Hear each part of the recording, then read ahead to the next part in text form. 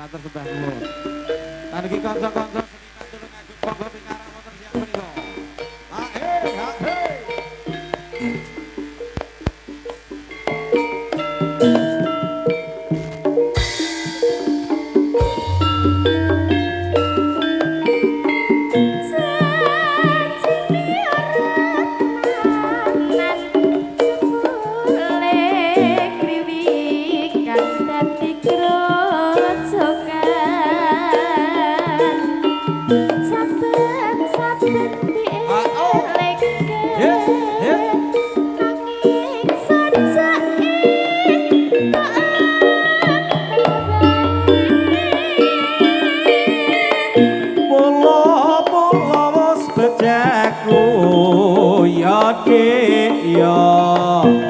Yen pancen dadi nasibmu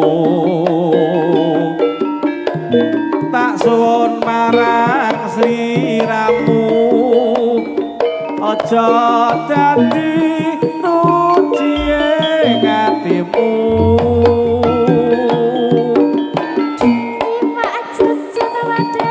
asik kepriye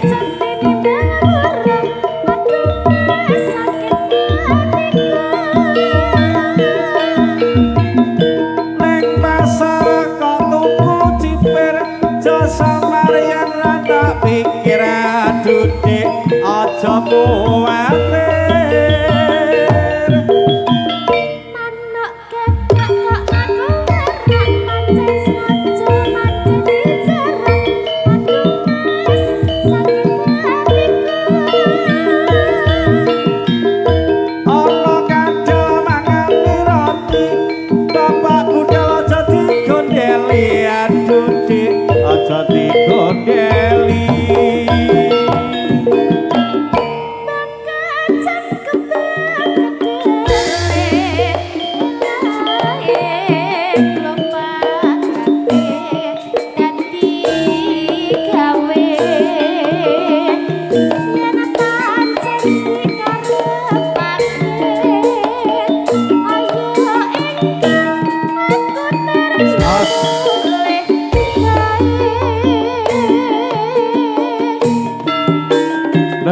Kanca-kanca matur sembah nuwun rawuhipun selamat datang untuk semuanya yang hadir. Mas Kolik. Tak minta sampean sing sabar. Wong sabar ki kekasihane Gusti Allah.